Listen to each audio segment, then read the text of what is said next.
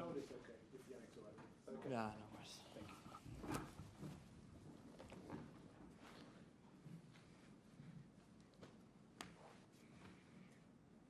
Jannik, this is your first tournament of the year. How is the preparation going, and when did you get over to Australia? No, I came here quite early actually.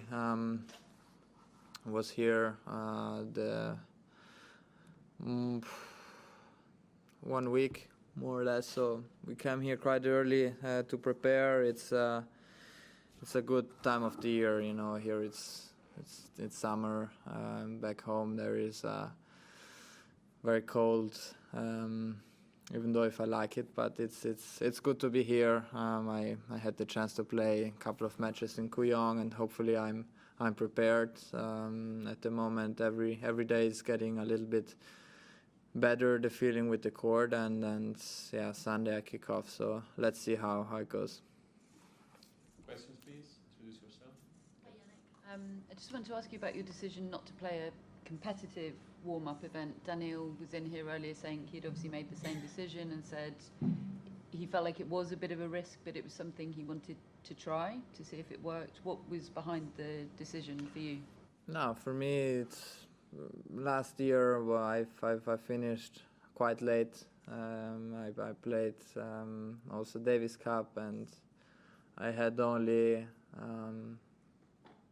1 week of stop basically, and then we started the off season, and we were there quite early, and I wanted to start as soon as possible in one way the off season, knowing that for me was really important for me and my body, and you know, and so we also tried, you know, to figure out if this could be an option for the upcoming years. Now, if this helps for me or not. As I said, I played a couple of matches in Kooyong.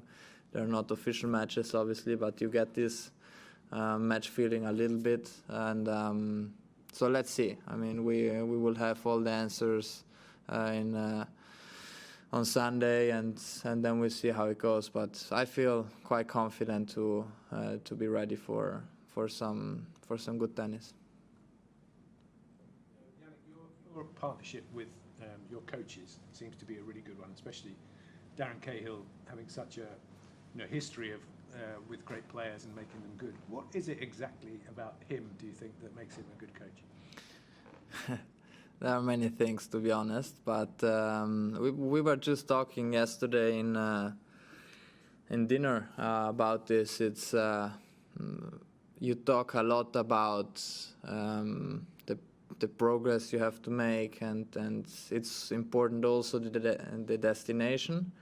But in the other way, maybe the most important thing is the company you have around, because this is what lasts you forever, no? And then maybe these are the things you will always remember after your career also. And so he gives you a point of view, not only tennis-wise, but also the general view, and I really like this, and I love the company I have.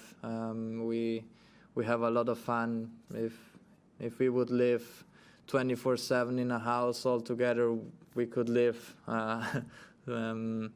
so long, because we make zero problems out of it. We have fun. We enjoy our ride, and that's good for us. So it's I think the combination with all of us, it's really good. Incredible end to last season, obviously. You had a couple of titles, you won Davis Cup, but obviously now a few weeks break, and like you mentioned, not a competitive match. So how difficult is it to, I guess, carry that momentum from 2023 over to 2024? No, just staying in the present moment, to be honest. I'm here to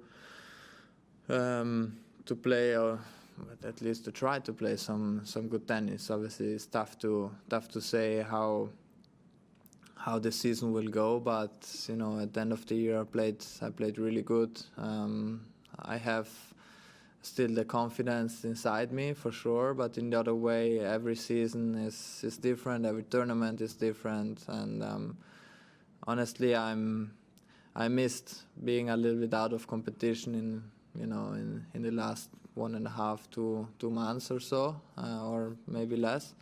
So it's good to be back here, to have the connection with the crowd and everything, and let's see how it goes. Anyone else? Simon, You mentioned the weather. You're obviously a great skier. Do you watch the skiing back home when you're? Yeah, I watch it because it's quite easy. Because in the evening here, it's perfect time to watch. So yeah, I'm following a little bit. Obviously not every race, but it's still a little bit in my blood because it's normal. Last year I was not following that much. This year I was following, and I was really happy when Paris won the downhill. It was a great emotion, and obviously also on the women's side we have a lot of Italians doing great things, with Brignon and Goggia, and it's nice to watch also some skiing. They're very. They just go for it. They're absolutely. Yeah, that's why I like them. And they are or win or I don't want even to arrive in the finish line. So. Last one there.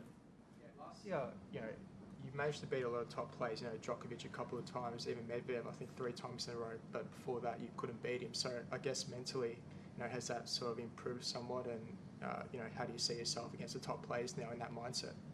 Yeah, for sure. Mindset is a key point in our sport. It gives you a good feeling when you lose so many times and then you win finally, because it shows you also the progress you're making as a player. Also with Daniil, for example, I lost I think 6 times in a row, and then I figured out that I can win against him if I play some good tennis, and so let's see. I mean, it's a mental part is really important. You always have to believe in yourself, and I think that's maybe the most important as for a tennis player. Thank you. Thank you.